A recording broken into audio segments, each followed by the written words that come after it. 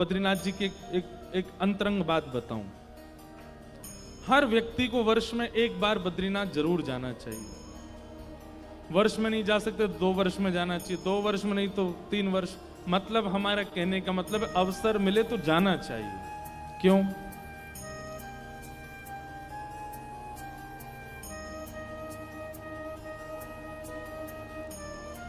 सतयुग त्रेता द्वापर में आप कथा सुनते हैं कि किसी भी व्यक्ति को बिना तपस्या के कोई फल नहीं मिलता, लेकिन कलयुग में व्यक्ति कोई तपस्या करता ही नहीं है। फिर कलयुग में फल कैसे मिल जाता है? जब हम तपस्या कर ही नहीं रहे तो हमको फल की प्राप्ति हो कैसे जाती? कर्म तो हम करते हैं, लेकिन फल कैसे मिल जाता है?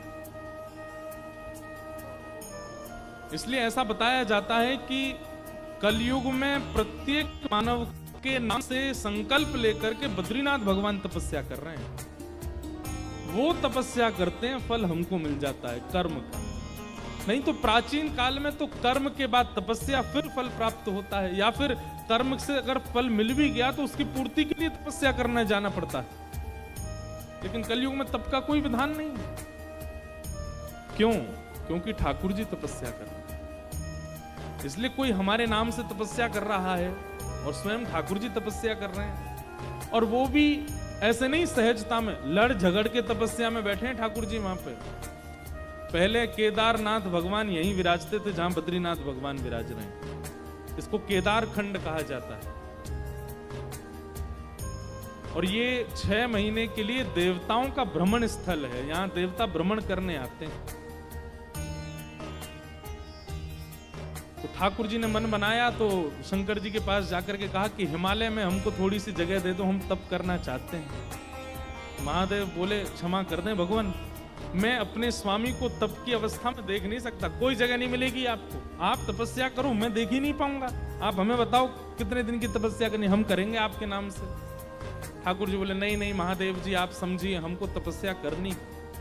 महादेव बोले बिल्कुल एक टूक जमीन नहीं मिलेगी पूरे हिमालय पर, आप तप नहीं करोगे। आपको क्या जरूरत है तपस्या की?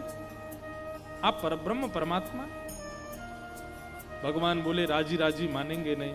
तो फिर दूसरी लीला की, तो ठाकुर जी एक छोटे से बालक बन गए, और वहीं बद्रीनाथ भगवान के नीचे तप्त कुंड है।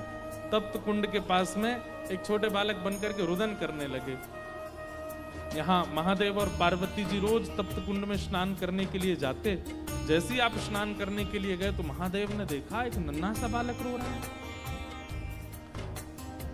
पार्वती जी, अरे कोई देवता अपना बालक छोड़ गया है, देखो कितना सुंदर बालक, कितने सुंदर इसका मुखमंडल, कितने सुंदर हस्तकमल। महादेव बोले देवी हमको कोई माया लग रही है, इसको छूना नहीं। पार्वती जी बोली आपको तो सब जगह माया लगती है। अरे छोटा सा बालक, इतनी सर्दी है बाहर, माइनस में टेम्परेचर, बर्फ गिरती है बद्रीनाथ में। तो बोले इसको हम लेके जाए, और लेकर के गई। और जहां बद्रीनाथ भगवान अभी विराजमान है, यहाँ महादेव विराजते थे, यहीं पर ले जाकर के उस बालक को पढ़ा दिया। और खेलने के लिए थोड़ी देर बालक जब तक स्नान करें तब तक खेलता रहे। तो गेंद के जैसी आकृति के होते हैं बेर, बेर को ही बदरी कहते हैं। उस बालक को पकड़ा दिए, और वो बालक बेरों से थोड़ी देर खेलने लगा। महादेव बोले चलो हम जल्दी स्नान करके आते हैं। पर महादेव को कहीं ना कहीं संशय हो गया था कि ये कोई माया है। स्नान करके तप्त कुंड में जैसे ही वापस लौट करके आए तो मंदिर का मुख्य द्वार बंद भीतर से, और जैसे ही खोलने का प्रयास किया नहीं खुले। महादेव बोले ये बालक तो बंद कर नहीं सकता, छोटा सा बालक है, ये किसने बंद किया भीतर से? रोष में भर करके महादेव ने जैसे ही अपने त्रिनेत्र को खोला तो दरवाजा खुला, और वही बालक शंख चक्र गदा पद्म धारण चतुर्भुज रूप धारण करके तपस्या की मुद्रा में बैठे। वहां पर चतुर्भुज हैं ठाकुर जी, लेकिन शंख चक्र नहीं है। ऊपर से श्रृंगार में धराते हैं ठाकुर जी, वहां तपस्या की जटाएं बना ली ठाकुर जी ने, और तपस्या में भी कैसे बैठे। कभी आप बद्रीनाथ में ब्रह्म मुहूर्त में दर्शन करने जाओगे तब श्रृंगार हटाया जाता है ठाकुर जी का। तो तप का मतलब होता है अपने शरीर को अव्यवस्थित करके भगवान नाम जपना, उसको तप कहते हैं। हम तो फिर भी अपने दो पैरों को व्यवस्थित करके बैठे हैं, पर बद्रीनाथ भगवान जो हैं वो ऐसे तिरछे बैठे हैं, थोड़ा एक तरफ की ओर झुके हुए बैठे। इतनी घनघोर तपस्या। महादेव आकर के बोले, भगवान आपको क्या आवश्यकता, आप जिद करके और आप छल करके तपस्या में बैठ ही गए। हमने राजी राजी जगह नहीं दी तो आपने छल करके ले ली। तो महादेव को ठाकुर जी कहते हैं, कलिकाल में लोग तप नहीं करेंगे। कलकाल में लोग इतने ज्यादा विषय भोग विलासी होंगे कि उनको वो कर्म करना ही उनको बहुत भारी पड़ जाएगा, और फल कैसे मिलेगा उनको, और बिना तपस्या के फल की प्राप्ति होती नहीं है। इसलिए कलिकाल में जन्म लेने वाले प्रत्येक मानव के नाम से संकल्प लेकर के अलकनंदा जी में जल छोड़ करके मैं उनके नाम से तप करूंगा, ताकि वो केवल कर्म करें और फल मिले। हम इसलिए कह रहे हैं कि भाई हमने तो कुछ किया नहीं, लेकिन फिर भी हमको मिल रहा है। जिसकी कृपा से मिल रहा है उसको एक बार प्रणाम करने वर्ष में जाना चाहिए, उनको वंदन करना चाहिए। तो अक्टूबर में है वहां कृष्ण उद्धव संवाद, वो बड़ा आनंद आता है। श्रीमद् भागवत जी की जन्मस्थली है बद्रीनाथ, वहीं लिखे गए, अद्भुत स्थान।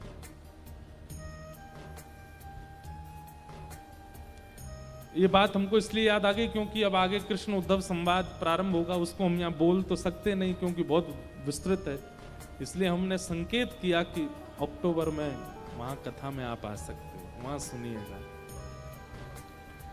तो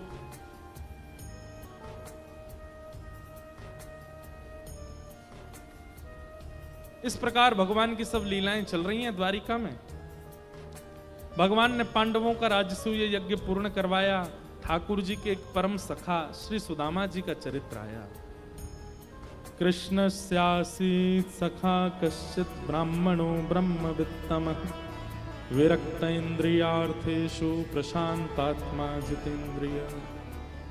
भगवान के एक सखा हैं जिनका नाम है सुदामा। ठाकुर जी के तीन ही सखा हैं, उद्धव, अर्जुन और सुदामा। आप कहेंगे मधुमंगल, श्रीदामा, तन सुखा, मन सुखा, ये कौन है फिर? बोलिए ये तो प्राण है ठाकुर जी के, ये सखा नहीं है। सखा तीन ही हैं। इससे क्या समझ में आता है? जितने कम सखा बनाओगे उतने खुश। कई बालकों को हमने देखा, उनकी इतनी तगड़ी फ्रेंड्स होते हैं, इतने ज्यादा फ्रेंड्स होते हैं, ये अच्छा नहीं। बहुत संख्या में मित्रता होना इस बात का प्रतीक है कि कहीं ना कहीं विषय आपकी मित्रता में जुड़ा हुआ है। विषय की प्राप्ति के लिए इतने मित्र हैं। मित्र कम ही होने चाहिए। हम तो कहते हैं संबंध बहुत कम होने चाहिए संसार में। ज्यादा लोगों से संबंध मत बनाइए। जितने ज्यादा आप संबंध व्यवस्थित करते हो, जितने ज्यादा आपके कॉन्टेक्ट्स होंगे, उतने टेंशन में रहोगे आप। जिसका फोन सबसे ज्यादा बजता है, बार बार आता है, वो बहुत टेंशन में रहता है। जिसके फोन 2-4 कॉल आते दिन में, बहुत प्रसन्न रहता है वो। ठाकुर जी के तीन ही सखा हैं, इसलिए सखा ज्यादा नहीं। और सखा किसको कहते हैं? सह खादती सह खेलती, जो संग ही खावे, संग ही खेले, संग ही रहे, संग ही सोवे, हर क्रिया में आपके संग रहे। आप धनवान हो तो भी संग है, आपके पास कुछ नहीं है तो भी संग है, कभी आपका संग ना छोड़ता हो, उसको सखा कहते हैं। भगवान ने तीन ही सखा बनाए। ठाकुर जी के सखा बनने के लिए किन किन गुणों की आवश्यकता है, बहुत ध्यान से सुनिएगा। सबसे पहला, विरक्त इंद्रिय, इंद्रियों से विरक्ति, इंद्रियों के प्रति आसक्ति ना हो।